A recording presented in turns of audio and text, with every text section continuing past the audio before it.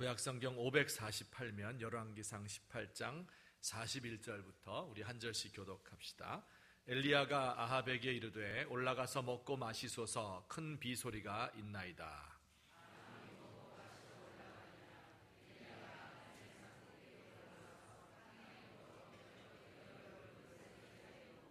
그의 사환에게 이르되 올라가 바다 쪽을 바라보라. 그가 올라가 바라보고 말하되 아무것도 없나이다. 이르되 7번까지 다시 가라.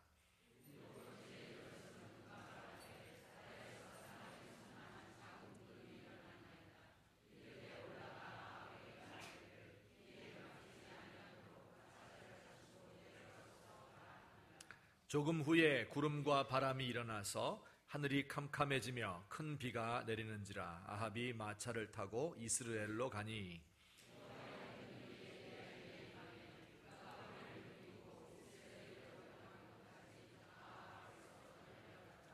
아멘.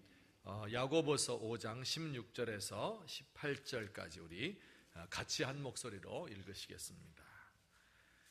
같이 보십니다. 그러므로 너희 죄를 서로 고백하며 병이 낫기를 위하여 서로 기도하라. 의인의 간구는 역사하는 힘이 큼이니라. 엘리야는 우리와 성정이 같은 사람이로되 그가 비가 오지 않기를 간절히 기도한즉 3년 6개월 동안 땅에 비가 오지 아니하고 다시 기도하니 하늘이 비를 주고 땅이 열매를 맺었느니라. 아멘. 오늘 이 시간에는 엘리야라고 하는 분의 기도에 대해서 우리가 함께 살펴보고자 합니다. 엘리야라고 하는 사람은 아마 많은 분들이 그 이름을 들어서 아실 텐데요, 북이스라엘의 위대한 예언자 가운데 한 사람입니다. 엘리야라고 하는 말의 뜻이 여호와는 나의 하나님이시다, 혹은 나의 하나님 여호와, 그런 뜻입니다. 이 엘리야는 차림새부터가 남달랐습니다. 가죽으로 만든 이 털옷을 입었어요. 그러니까 이 옷을 무드질해서 깨끗하게 하지 않은 야생 털옷을 입고 또 허리에는 가죽띠를 띠었습니다. 그 차림새가 아주 야성적인 것을 볼 수 있겠죠. 또 이스라엘의 모든 왕과 또 백성들이 바알신을 섬기고 있었는데 그때 엘리야가 대항해서 맞서 싸운 사람이었습니다. 그 당시의 왕이, 그 이름이 아합이었어요. 그 이름은 꼭 기억해 두세요. 이름이 뭐라고요? 아합 왕. 그에게 나타나서 이제 앞으로 내 말이 없으면 비도 이슬도 내리지 않을 겁니다, 이렇게 말하고 잠적했지요. 3년 6개월 만에 나타나서 갈멜산 위에서 바알신 숭배자들과 한판 대결을 벌입니다. 백성들을 모아놓고 왕 앞에서 불로 응답하는 신이 참신이니 하늘에서 불이 내려오도록 합시다. 이래서 그 일을 승리로 이끌게 됩니다. 그 이후에 그가 이스라엘을 위해서 계속 많은 일을 했고요. 그리고 죽을 때도 굉장히 특이했는데 죽음을 맛보지 않고 하늘에서 불말과 불수레가 내려와서 그를 하나님 앞에 데리고 갔다, 이렇게 말씀에 기록이 되어 있습니다. 그의 행적이 너무 특이하고 이스라엘에 아주 깊은 인상을 남긴 그 북이스라엘의 예언자 가운데 1인자에 해당하는 사람이 엘리야입니다. 그런데 그는 특별히 기도를 통해서 놀라운 기적을 이루었기 때문에 그를 가리켜서 열정적인 기도의 사람이다, 간절한 기도의 사람이다, 이렇게 부릅니다. 그래서 옛날부터 기도를 강조하는 분들이 엘리야를 본받자, 이렇게 부흥사 목사님들이 주로 단골로 엘리야의 기도를 설교하셨고요. 그리고 엘리야가 기도했던 하늘에서 불이 내려오게 했던 그곳의 이름이 갈멜산이거든요. 무슨 산?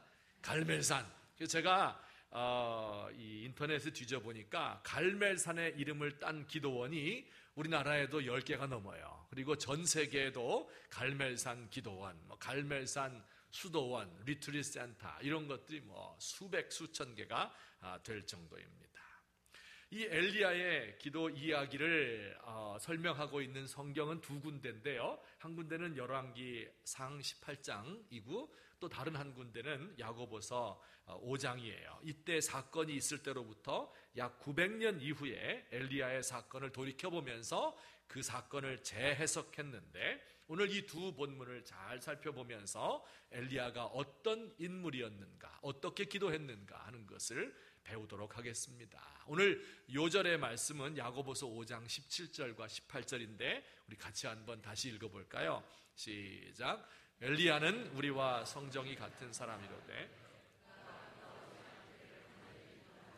3년 6개월 동안 땅에 비가 오지 아니하고 다시 기도하니 하늘이 비를 주고 땅이 열매를 맺었느니라. 아멘. 이 말씀에 보면 두 가지로 이 엘리야의 특징을 기록하고 있어요. 아주 어렵지 않습니다. 첫 번째는 뭘까요? 우리와 성정이 같은 사람이었다. 이렇게 이야기를 해요. 이 성정이라고 하는 말은 그저 본성 그런 뜻이에요. 우리와 본성이 같았다. 우리와 같은 약함을 가지고 있었고 우리와 같은 두려움을 가지고 있는 사람이었다. 그런 뜻일 겁니다. 아니 어떻게 이렇게 위대한 일, 하늘에서 불이 내려오고 비가 오지 않게 했다가 비가 오게 했다가 하늘로 불말과 불병거를 타고 갔던 그런 위대한 사람이 어떻게 우리와 본성이 같고 어떻게 약할 수 있단 말입니까? 그는 의지가 강하고 믿음이 강하고 열정이 있고 열심히 특심한 사람이 아니었습니까? 이렇게 물으시는 분도 있을 텐데요. 그 성경을 자세히 살펴보면 정말 엘리야는 우리와 같은 연약함을 가지고 있는 분이었다 하는 것을 우리가 찾아볼 수가 있습니다. 한 두 가지 사건을 제가 설명해 드리겠는데 우선 첫 번째는요. 아합 왕에게 나타나서 앞으로 비도 이슬도 내리지 않을 것이다 이렇게 말을 했잖아요. 그렇게 하고 나서 바로 그 왕과 왕비를 무서워해서 잠적해 버렸어요. 잠수 탔습니다. 그는 골짜기 가운데 작은 시냇가가 있고 그 옆에 동굴들이 있는데 거기에 숨어서 살았어요. 먹을 게 없잖아요. 까마귀가 가져다주는 떡과 고기를 먹으면서 연명했다고 합니다. 여러분, 까마귀는 예나 지금이나 부정한 짐승이죠. 불길한 징조, 더러운 놈이에요. 그래서 까마귀에게서 뭘 얻어먹었다 하는 것이 아주 자랑스러운 이야기는 절대 아닙니다. 또 그 골짜기에 이제 물이 마르자 이번에는 이방인의 땅으로 도망을 갔어요. 다른 나라로 간 거죠. 아무도 찾을 수 없는 이방 땅의 한 시골 구석에 과부에게 얹혀 살면서 그에게 떡을 얻어먹었습니다. 참 처량하고 구차한 모습이 아닐 수 없어요. 자, 여러분 보세요. 왕 앞에 나타나서 앞으로 내 말이 아니면 비도 이슬도 내리지 않겠습니다. 이렇게 담대하게 이야기했으면 그 다음에 어떻게 해야 돼요? 계속해서 왕에게 맞서서 싸우든지 아니면 백성들에게 가서 설득을 하든지 대중과 함께 살든지 뭐 이렇게 해야 되지 않겠어요? 엘리야의 제자인 엘리사는 그렇게 살았어요. 또 다른 모든 예레미야나 에스겔이나 이사야나 위대한 선지자들은 전부 숨어서 산 사람이 없었습니다. 박해받을 것을 두려워하지 않았어요. 박해받을 것이 두려우면 아예 예언자로 나서지를 말아야지요. 근데 엘리야만 이렇게 숨어 들어갔습니다. 도피한 거지요. 한 남자가 여자친구를 차에 태우고 좁은 산길을 운전하고 있었습니다. 한참 가다가 여자친구가 말을 했어요. 난 자기가 이렇게 심하게 구불구불한 길을 산길을 운전할 때마다 아주 겁이 나고 무서워. 남자가 말했어요. 그럼 자기도 나처럼 해봐. 안 무서울 거야. 어떻게 하면 되는데? 자기도 눈을 감아. 도피하는 거예요. 자기 머리만 이렇게 두엄 속에 박고 있으면 독수리가 와서 안쳐갈 것 같아요. 피하는 거죠. 현실 도피하는 이런 마음을 엘리야가 가지고 있었던 거예요. 그래서 그를 성정이 우리와 같다 그렇게 이야기해요. 저는 이 엘리야의 마음을 너무 잘 알아요. 왜냐하면 제가 바로 그런 현실 도피형 인간이거든요. 두 번째 사건은요, 이 큰 일을 다 이루고 나서 불이 떨어지게 하고 그 다음에 선지자들을 다 죽이고 바알신 선지자들을 다 죽이고 큰 비가 오게 한 후에 또 있었어요. 갈멜산 위에서 그런 놀라운 일을 행한 후에는 어떻게 해야 돼요? 그 다음에는 왕에게 나가서 이젠 담대하잖아요. 그죠? 그럼 왕에게 이렇게 해야 됩니다. 이렇게 하면 안 됩니다. 왕을 지도할 수 있겠죠. 아니면 백성들에게 가서 자, 우리 이제 이렇게 놀라운 일을 보았으니까 하나님 앞에서 잘 살아야 되겠지. 이렇게 하며 그들에게 말씀을 가르치면 얼마나 좋았겠어요? 그런데 그는 그렇게 하지 않았습니다. 왕후 이세벨이 그를 찾아서 죽인다는 소문을 듣고, 죽이려 한다는 소문을 듣고 두려워서 광야로 또 도망갔습니다. 그리고 이번에는 아예 하나님께 아이고 됐습니다, 이제는 그만 살 테니까 나를 차라리 죽여주세요, 이렇게 응석 부리듯이 호소했습니다.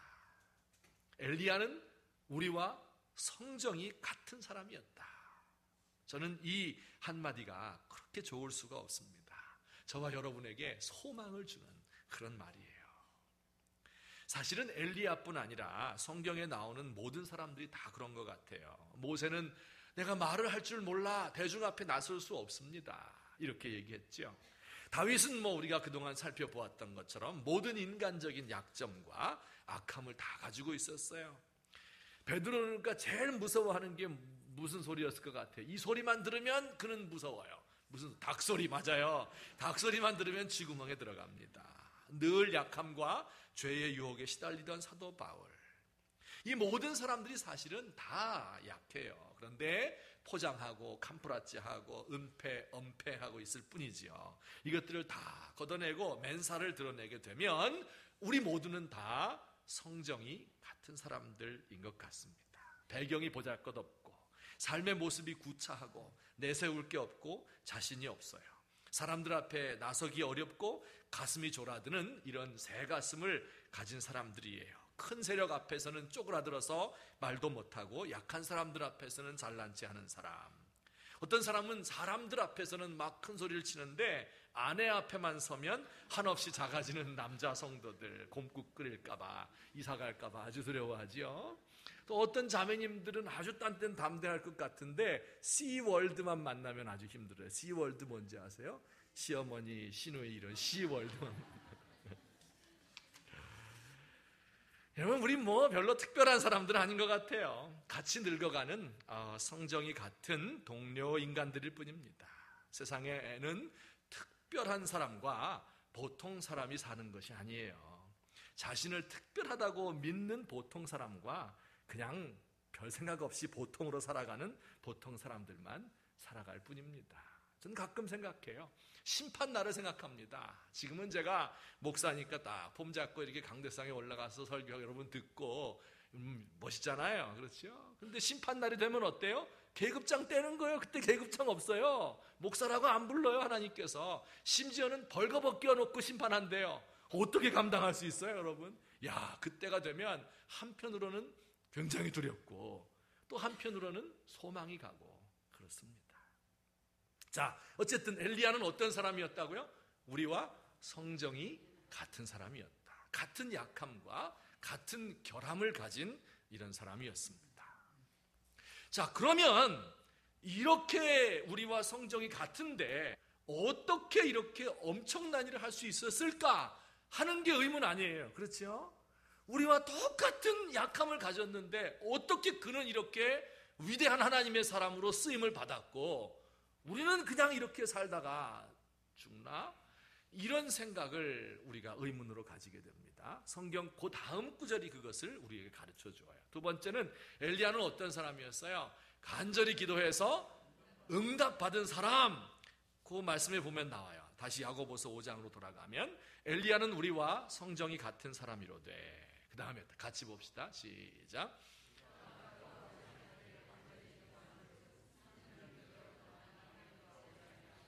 다시 기도하니 하늘이 비를 주고 땅이 열매를 맺었느니라. 비가 오지 않기를 간절히 기도했고 다시 비가 오기를 기도했다. 이렇게 말씀하고 있습니다. 여러분, 이 짧은 구절인데요, 이것은 엘리야의 생애와 그리고 그의 기도를 잘 요약하고 있는 거예요. 엘리야가 어떤 식으로 기도했길래 간절히 기도했다고 말했을까요? 우리 다시 열왕기상으로 돌아가 보면 이런 말씀이 있어요. 그가 이제 이 갈멜산 정상 부분에 평평한 곳에 올랐어요. 불이 내려서 재물을 다 태워버린 후에 이 바알신, 아세라신 우상 숭배자들을 다 죽인 후에 갈멜산 정상에 올라갔습니다. 그리고 그의 기도하는 모습이 이렇게 묘사되어 있어요. 42절 말씀에 보면 땅에 꿇어 엎드려 그의 얼굴을 무릎 사이에 넣었다. 이렇게 되어 있어요. 아주 겸비하게 그의 얼굴을 무릎 사이에 집어넣었다. 나중에 기도할 때 한번 이 자세로 해보세요. 굉장히 불편합니다. 너무너무 힘든 그런 자세인데, 그러나 좌관 이런 자세로 그는 기도를 시작했어요. 그의 사환에게 바다 쪽을 보라고 이야기했어요. 갈멜산은요, 그 지형이 어떻게 되어 있냐면 이스라엘 북부에 있는 해안에 있는 절벽산입니다. 그 동쪽은 이스라엘 평원이라고 해서요, 이 우리나라 말하자면 호남 평야 같이 그냥 평원이 쫙 펼쳐져 있는 이스라엘의 몇 안 되는 좋은 땅이에요. 그런데 그 서쪽에는요, 지중해가 있습니다. 이스라엘에 비가 내리려면 지중해에서 만들어진 비구름이 몰려와야 됩니다. 이쪽 내륙 지방에서는 비구름이 안 만들어져요. 그래서 서쪽 바다 쪽을 보라고 했습니다. 사환이 바다가 보이는 곳까지 갔는데 맑은 하늘밖에 보이지 않습니다. 두 번째 또 보냈어요. 또 안 보입니다. 7번째까지 가라고 했어요. 그래서 7번째 기도할 때 사환이 다녀와서 말했어요. 바다에서 사람의 손바닥만한 구름이 보입니다. 조금 후에 세찬 바람이 붑니다. 구름이 점점 커져서 온 하늘이 캄캄해졌습니다. 후두둑 후두둑 비먼지가 일더니 금방 큰 비로 변했어요. 골짜기를 타고 물이 콸콸 흘러내렸어요. 온 대지를 적시고 땅은 푸르게 되고 나무들이 살아나서 열매를 맺기 시작했다 하는 이야기예요. 이게 이제 엘리야의 기도와 그의 응답의 결과입니다. 자, 그런데 다 아시는 얘기였죠? 예, 다 알기 때문에 조금 눈을 지그시 감고 이제 졸고 계신 분도 한두 분 계신데, 그런데 이제 지금부터는 잘 모르는 얘기일 거예요. 여기 한두 가지 약간 이해가 안 가는 부분이 있어서 제가 그걸 설명을 좀 드릴게요. 자, 우리 야고보서 아까 말씀에 기억하시죠? 엘리야는 우리와 성정이 같은 사람이로되 그가 비가 오지 않기를 간절히 기도한 즉 3년 6개월 비가 안 왔고 다시 기도하니 하늘에서 이제 비가 내렸다, 이렇게 되어 있는데, 첫째 질문은 그거예요. 과연 엘리야가 비가 오지 않기를 기도했을까 하는 질문입니다. 비가 오기를 위해서 기도한 건 아까 읽었잖아요. 근데 비가 오지 않기를 위해서 기도했다 하는 말은 열왕기상에는 없어요. 열왕기상 17장 1절이 이제 엘리야가 등장하는 그 장면인데, 여기 보면 엘리야가 비 오지 않기를 기도했단 말이 없어요. 같이 읽어볼까요? 길르앗에 시작. 길르앗에 우거하는 자 중에 내가 섬기는 이스라엘의 하나님 여호와께서 살아계심을 두고 맹세하노니 내 말이 없으면 수년 동안 비도 이슬도 있지 아니하리라 하니라. 이렇게 처음 등장을 했는데 그가 비가 오지 않기를 기도했단 말이 없다는 거예요. 여러분 한번 생각해 봅시다. 정말 이 엘리야가 비 오지 않기를 기도했을까요? 기도하지 않았을까요? 참 이거 비 오지 않기를 위해서 기도했다면 참 우리 다시 생각해 봐야 돼요. 예를 들어서 지금 태풍이 막 몰려오고 있잖아요. 그러면 우리 보통 어떻게 기도해야 돼요? 하나님, 저 태풍이 우리 한반도를 비껴나가게 해주세요. 그 세력이 약화되게 해주세요. 이렇게 기도하지 않습니까? 이게 또 어떤 사람은 근데 기도할 때 태풍이 일본으로 가게 해주세요. 이렇게 하는 사람은 이건 또 기독교인이 해야 될 기도는 아닌 것 같아요. 하여튼 그런데 만약에 어떤 사람이 하나님 이 태풍이 한반도를 강타해서 시속 60m로 초속 60m로 바람이 불고 그 다음에 비가 한 500mm 내리고 이렇게 해서 그냥 한반도 전체가 물바다 되게 해주세요. 이렇게 기도하는 사람 있으면 이 정신 나간 사람 아니에요. 그죠? 그런데 비 오지 않기를 기도하는 것은요, 이스라엘 사람들에게 더 무서운 형벌입니다. 그렇지 않아요? 그러니 만약에 정말 야고보서의 말씀대로 엘리야가 비 오지 않기를 간절히 기도했다, 이렇게 하면 엘리야 조금 이상한 분 아니야? 이렇게 생각이 될 거예요. 이게 첫 번째 질문이고요. 그 다음에 두 번째 질문은 아까 열왕기상 18장 말씀 우리가 읽었는데 엘리야가 이렇게 7번 간절히 기도했다고 그랬잖아요. 그런데 기도하기 전에 아합 왕에게, 누구? 어떤 왕이요? 아합 왕에게 이렇게 말했대요. 엘리야가 아합에게 이르되 올라가서 먹고 마시소서, 큰 빗소리가 있나이다. 자, 그러니까 기도하기 전에, 7번 기도하기 전에 이미 비가 올 것을 알고 있었단 얘기죠. 그렇죠? 아마 하나님께서 이미 다 알려주셨을 거예요. 아무 날 아무 때가 되면 갈멜산의 백성들을 모아라. 그러면 내가 거기서 불 떨어지게 해줄게. 그리고 바알 선지자 다 죽이고 그 다음에 다시 비를 줄게. 그날 이렇게 하나님께서 약속하시지 않았겠습니까? 그래서 그가 알고 있었고, 그래서 왕에게 먼저 얘기했던 거예요. 큰 비가 오면 당신 내려가기 힘드니까 지금 빨리 채비를 차리고 내려가시오. 이렇게 자신 있게 왕에게 먼저 이야기한 거예요. 그러면 이렇게 비 올 줄 알고 있었으면 그렇게 간절하게 7번씩이나 기도할 필요가 있었을까요? 그냥 비 올 때를 침착하게 기다리면서 있으면 될 거 아니에요. 아니 조금 아까 불도 내렸는데 비가 안 올 게 뭐 있어요? 하나님이 약속 다 하셨는데 뭐하러 7번이나 그렇게 간절하게 기도했을까? 그런 의문이 듭니다. 여러분도 드시죠? 안 들었는데 제가 질문을 하니까 어려운 문제가 되었습니다. 자, 이런 의문을 가지고 우리 성경 말씀을 다시 잘 살펴보면서 엘리야가 어떤 사람이었는가 하는 것을 설명드리도록 하겠습니다. 우선 엘리야가 과연 비가 오지 않기를 기도했을까 하는 문제로부터 시작을 해봅시다. 엘리야는 이런 사람이었어요. 하나님을 원래 잘 섬기는 사람이었습니다. 어렸을 때부터. 그 이름이 벌써 여호와는 나의 하나님이시라. 이러니까 얼마나 잘 믿었겠어요?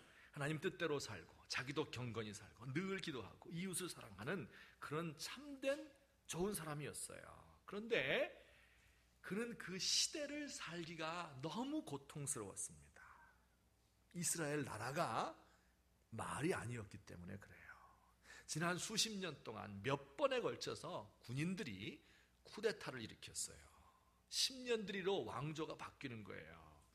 그 쿠데타에 잘못 끼어들어간 백성들은 어떻게 됐겠어요?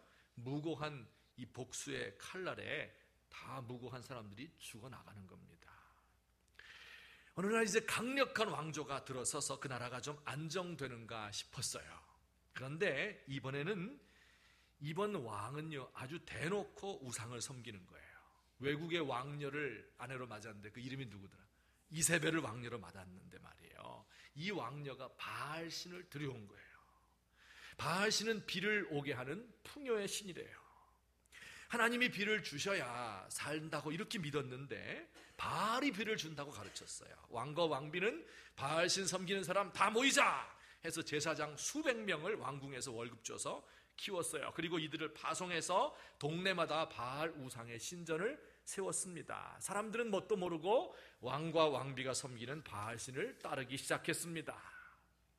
바알신을 예배하는 그 방식은요 추잡하기 이를 데 없습니다. 신전에서 남자 제사장과 여자 사제가 난잡하게 성교를 하는 거에 뻘거벗고, 이걸 하늘에서 바알신이 보면 그에게도 음욕이 일어나서 여신들과 교합을 한다는 거예요. 하늘에서. 그러면 거기서 흘러나오는 정액이 비가 되어서 대지를 적신다는 거예요. 아니 그러니까 여러분 안식일날 예배 드리는 곳마다 이 난리가 아니에요. 좋은 산에다가 경치 좋은 곳 있으면 백성들이 잔뜩 몰려가서 거기서 술 마시고 춤추고 난잡한 성교를 벌이는 겁니다. 이게 예배의 방식이에요, 그들의. 게다가 이 왕권을 잡은 왕과 왕비는요 아주 불의한 욕심 많은 사람들이에요. 원래 이스라엘 백성들은요 땅을 다 골고루 나눠져서 사고 팔질 못하게 돼 있어요. 대대로 농사 지으라는 거지요. 그래서 가난하고 떠도는 사람이 없도록 하나님이 만들어 주었어요. 그런데 이 왕비는 외국에서 왔기 때문에 이런 걸 모르는 거예요. 그래서 자기 사마리아 왕궁 옆에 좋은 밭이 있으니까 그 팔라고 이야기했어요. 안 팝니다 했더니 그에게 누명을 씌워서 모함해서 돌로 쳐 죽이고 땅을 빼앗았습니다.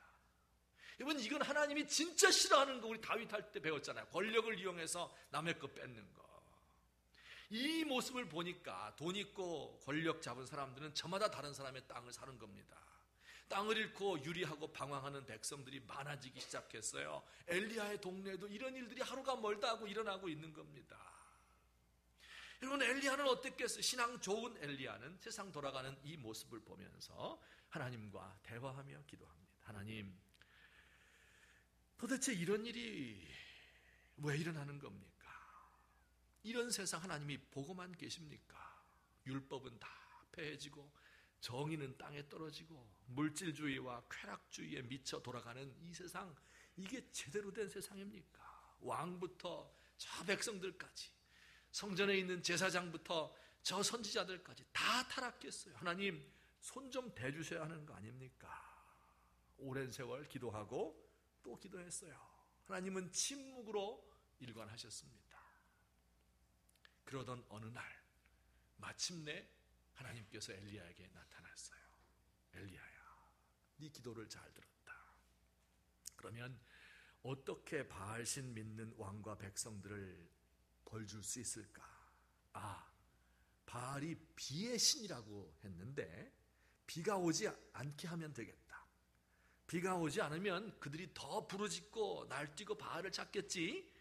그래도 비가 오지 않으면 바알이 가짜라는 것을 다 알겠구나. 하나님이 진노했다는 것도 알겠구나.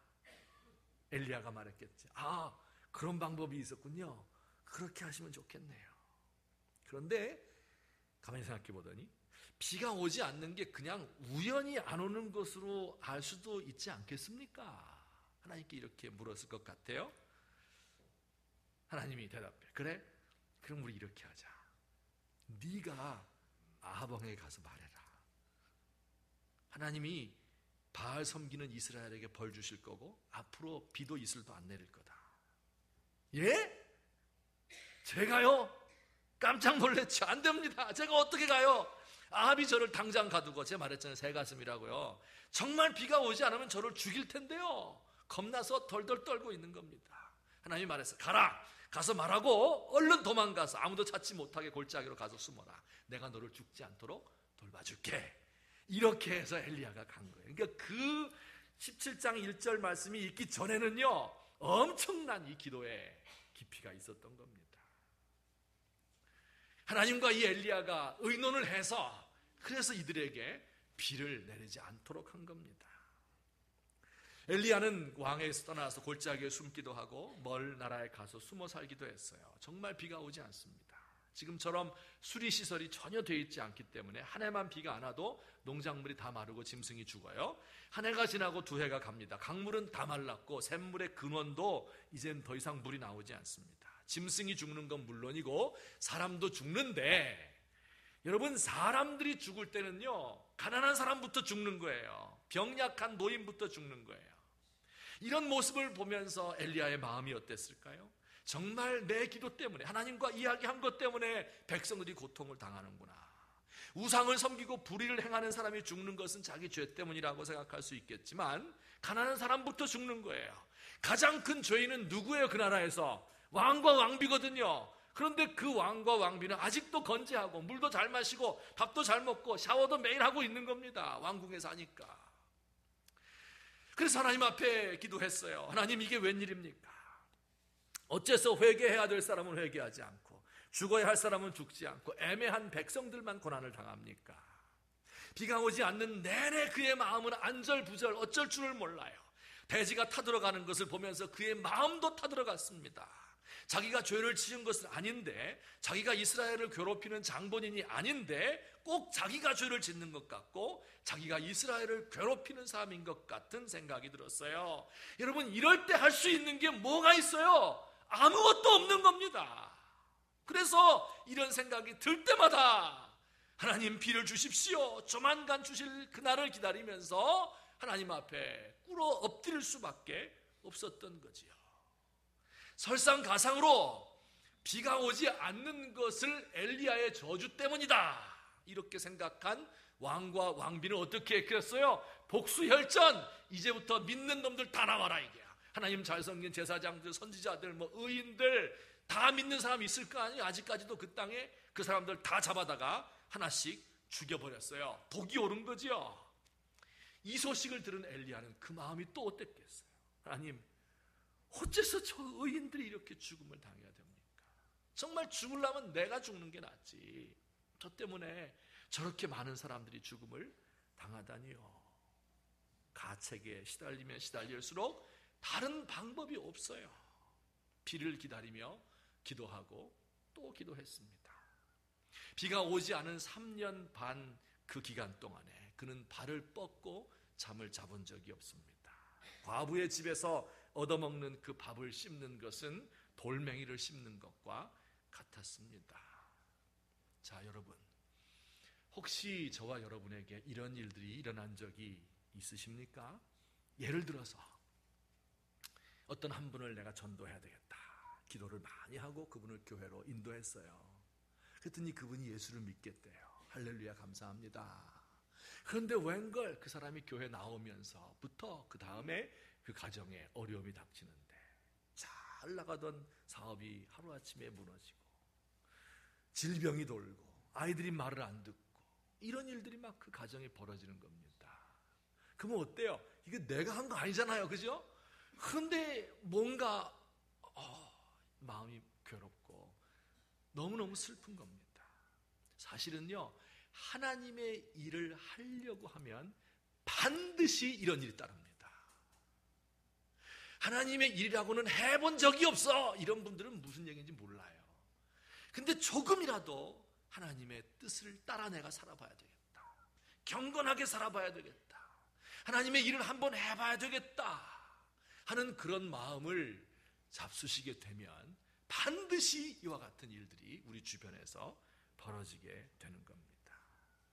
세상이 그렇게 호락호락하지 않고 마귀가 가만 놓아두지 않기 때문에 그런 겁니다. 어떤 사람, 엘리야의 시대는 악한 시대니까 하나님의 일하면 박해와 환란이 있지만 우리 시대는 평안하다. 여러분, 과연 그럴까요? 혹시 교회가 너무 세속화되어 있기 때문에, 우리가 하나님의 일이라고는 잘 하지 않기 때문에 그래서 그렇게 느껴지는 것이 아닐까요? 정말 하나님을 따라 경건하게 살고자 하는 사람은 반드시 이런 고난을 겪게 되어 있어요. 그 가운데서 할 일이 없어요. 그래서 하나님 앞에 기도하고 또 기도하는 수밖에 없는 거죠.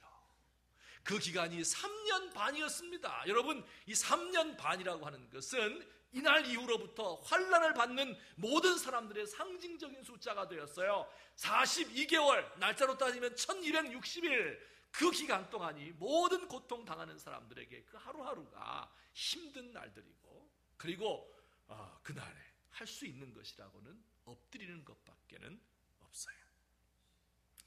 많은 날이 지났습니다. 많은 사람이 고통을 충분히 당했어요. 갈멜산에서 대결 그날이 다가왔어요. 하늘에서 불이 와서 제물을 태움으로 하나님이 살아계신 분이고 비가 오지 않은 건 바알 우상 때문이다 하는 것이 증명된 것이지요. 바알은 아무것도 아니다, 신통력 없다 하는 것을 사람들이 다 알게 되었어요.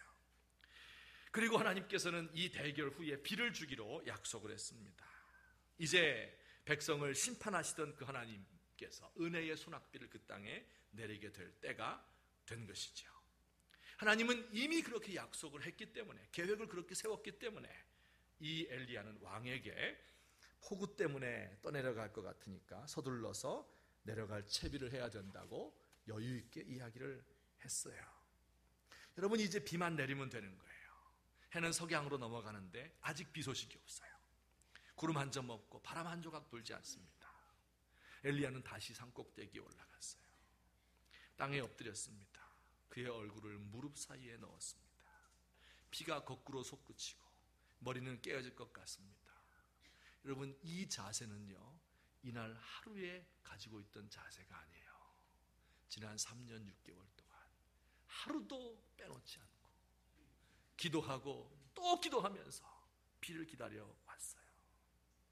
이제 수년 동안의 백성들의 고통과 죽음을 생각하며 이 자세로 기도했는데, 이제 마지막 혼신의 힘을 다하여 마지막 클라이막스, 비가 내림으로써 그동안의 모든 기도의 대미를 장식하게 되는 그 비가 내리기를 마지막으로 그가 간구하고 있는 것입니다.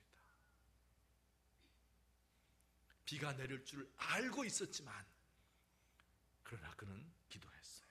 어떤 분들은 말해요. 신앙 좋은 것처럼 하면서 하나님 다 아시기 때문에, 주실 줄로 믿기 때문에 기도할 필요 없다. 그래요. 먹는 거 마시는 건 다 주시기 때문에 기도할 필요 없어요. 하지만 하나님의 일을 하려고 하는 사람은요, 믿기 때문에 더 기도하는 겁니다. 믿음이 있는 사람들이 기도하는 거예요. 하나님의 마음을 품은 사람들의 기도가 이런 겁니다. 우리 야고보서의 말씀 다시 한번 살펴봅시다. 다 같이 시작. 엘리야는 우리와 성정이 같은 사람이다. 3년 6개월 동안 땅에 비가 오지 아니하고 다시 기도하니 하늘이 비를 주고 땅이 열매를 맺었느니라. 아멘. 여러분, 간절히 기도하는 게 어떻게 기도하는 걸까요? 큰 소리로 기도하는 걸까요? 그럴 수도 있겠지만 꼭 그렇진 않습니다. 엘리야가 큰 소리로 기도했다 하는 말은 성경에 없어요.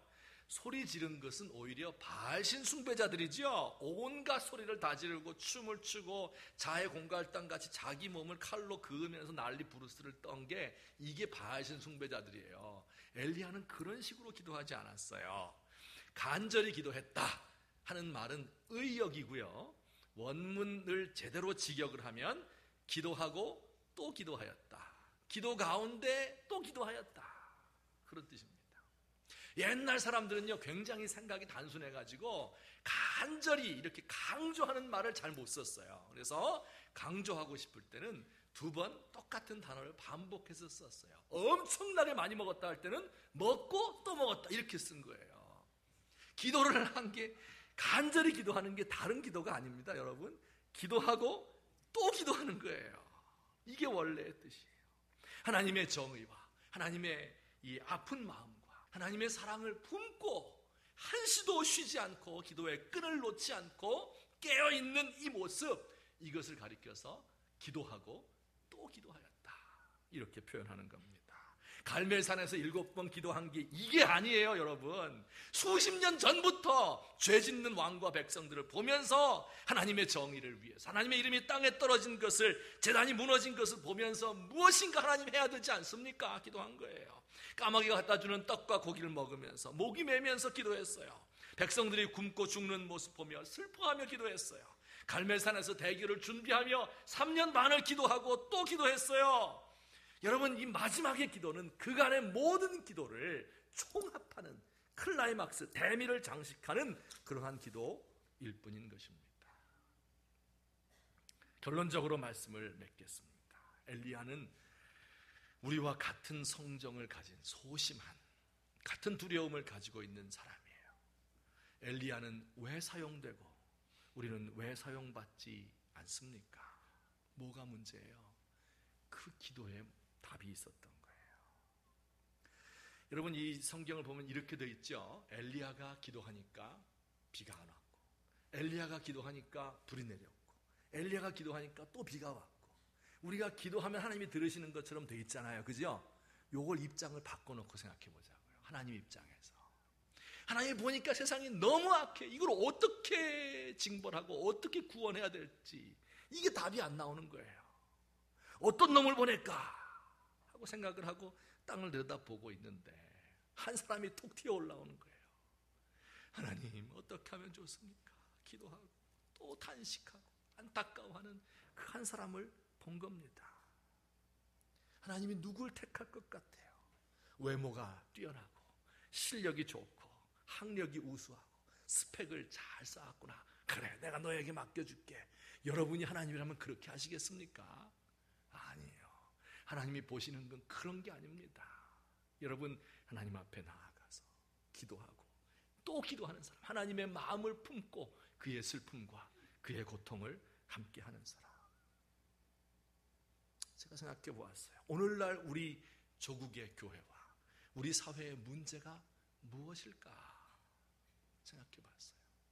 우리 중에 어떤 정치인이 어렸을 적부터 세상이 너무 악하고 소외된 사람 너무 많고 너무 고통스러워, 하나님 어떻게 하면 좋아요? 하나님 어떻게 하면 좋아요? 기도하고 또 기도하니까 하나님께서 그래, 그러면 네가 가서 한번 해봐라, 이렇게 말한 정치인이 있을까요? 정의가 땅에 떨어진 것 같아. 하나님, 가난한 사람이 너무 힘들게 살아요. 기도하고 또 기도했더니 그러면 네가 가서 변호해주면 되겠네. 네 변호사 되라. 어떤 사람 너무 이 사람들의 영혼이 갈급해 있고 교회가 잘 안 되고 이것 때문에 고통스러워 가슴이 아파. 하나님 앞에 기도하고 또 기도했더니 하나님께서 그러면 네가 목사가 되라. 이 땅의 어린 아이들이 이렇게 고통을 당하고 차별을 당하고 젊은이들이 소망이 없이 살아. 그래, 하나님 앞에 기도하고 또 기도했더니 그러면 네가 선생이 되라. 여러분, 이렇게 해서 정치가가 되고 기업인이 되고 법조인이 되고 의사가 되고 목사가 되고 선생이 되고, 여러분, 이런 사람들이 나라를 다스려야 이게 올바로 되지 않겠습니까? 하나님 편에서 보면 그렇다 그 말이에요. 하나님은 지금도 그런 사람 한 사람을 찾고 있는 겁니다. 안정된 직업이다, 적성에 맞는다, 좋은 신랑감 신부감이다, 이런 걸 가지고 우리의 삶을 평가하려고 하고 그것을 위해서 나를 투자하는 게 아니에요. 우리 이 땅을 살아가는 젊은 크리스찬 청년들이여, 하나님 앞에서 우리 엘리야가 그러했던 것처럼 우리의 시대를 함께 고통스러워하고 우리의 시대를 함께 아파하고, 하나님, 저 죽어가는 땅에 누구를 보내시겠습니까? 추수할 것은 많되 일꾼이 없네요. 하나님, 어떻게 하시렵니까? 하나님께서 누구를 보내겠어요? 네가 가는 게 좋겠다. 이 음성을 들으시는 우리 젊은이들 되시기를 우리 주님의 이름으로 축원합니다. 아이고, 이제 나는 연세 다 들어서 이제는 뭐 얼마 안 남았는데, 여러분, 지금부터라도 이렇게 하면 하나님 앞에 간구하는 거예요. 기도하고 또 기도하는 거예요. 나를 위해 하는 것이 아니라 하나님과 이 세상에 고통당하는 사람들을 위해서 기도하는 겁니다. 자녀를 키울 때도 네가 잘 공부해라 맨날 이 얘기하지 말고 하나님 앞에 기도하고 또 기도해서 하나님이 너에게 주시는 소명을 찾으라, 이렇게 아이들을 가르쳐야 될 줄로 압니다. 혹시 우리들 가운데 너무 힘들고 고통스러워 밤낮 기도해도 응답이 없어요.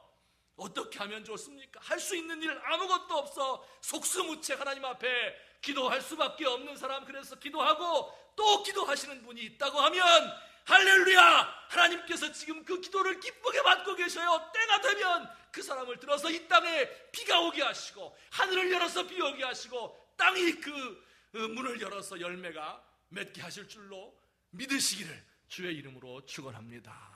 우리 이 시간에 한번 같이 기도드리시겠습니다. 오늘 들은 말씀을 생각하면서, 하나님, 우리가 성정이 같은데 엘리야도 우리와 같았는데 할 수 있는 것이 없어서 하나님의 마음을 가지고 기도하고 또 기도했더니 하나님이 그를 들어 사용했습니다. 우리 주변에 있는 연약한 자들, 병든 자들 한 영혼을 위해서 이렇게 날마다 기도하는 우리가 되게 해주세요. 이 땅에 죽어가는 이웃들을 바라보면서 내가 기도하고 또 기도해서 하나님의 응답과 소명을 받을 수 있는 그런 우리가 될 수 있도록 도와주십시오. 우리 교회가 그런 사람들로 가득할 수 있도록 도와주십시오. 함께 기도하시겠습니다. 사랑의 하나님 아버지, 은혜를 감사합니다. 심히 연약하고 무익한 종이여, 하나님 아버지, 어떻게 감당합니까? 아버지 하나님, 엘리야가 우리와 성정이 같은 사람이로되 그가 간절히 기도하고 또 기도하니 3년 6개월 비가 오지 않았고 또 기도하니 비가 내렸다고 이야기했습니다. 하나님 아버지여, 주께서 우리를 불쌍히 여겨 주옵시고 긍휼을 베풀어 주셔서 하나님 아버지 하나님이여, 이 악한 세대를 살면서 하나님 경건을 위해서, 주의 뜻을 위해서, 사랑을 위해서, 정의를 위해서 목표를 세울 수 있게 하시고, 하나님 아버지 그 기도의 끈을 놓지 않고 우리 하나님을 바라보며 하나님의 심정을 가지고 함께 탄식하며 함께 고통하며 아버지 엘리야의 아픔을 나눌 수 있도록 하나님 아버지 우리를 도와주시옵소서. 아버지 하나님이여, 그러나 우리 하나님, 저희는 의지가 박약하고 아버지 늘 죄악에 넘어지고 하나님 아버지 주님의 뜻을 따르지 못하고 아버지여 죄의 중독이 되어 있습니다. 아버지 불쌍히 여기시고 하늘의 은혜를 맛보게 하시고 하나님과 대화하게 하시고 하나님 앞에서 온전히 살아드릴 수 있도록 하나님 아버지 역사하시고 도와주시옵소서. 예수님의 이름으로 간구합니다. 엘리야는 우리와 성정이 같은 사람이로되 그가 비 오지 않기를 기도하고 또 기도한즉 3년 6개월 동안 땅에 비가 오지 않았고 다시 기도하니 하늘이 비를 주고 땅이 열매를 내었느니라. 말씀을 우리 마음속에 간직하게 하시옵소서. 하나님 아버지의 마음을 가지고 그 슬픔과 아픔과 기대와 소망을 함께 공유하면서 하나님과 대화하고 기도하고 우리의 해야 될 일, 우리의 능력이 없기 때문에 속수무책 할 일이 없기 때문에 하나님 앞에 구하여서 하나님으로부터 응답받고 그리고 하나님의 손에 들려서 사용되는 엘리야 같은 존재 될 수 있도록 우리를 도와주시옵소서. 예수님의 이름으로 기도합니다. 아멘. 찬송 620장 함께 가사를 생각하시며 부르시겠습니다.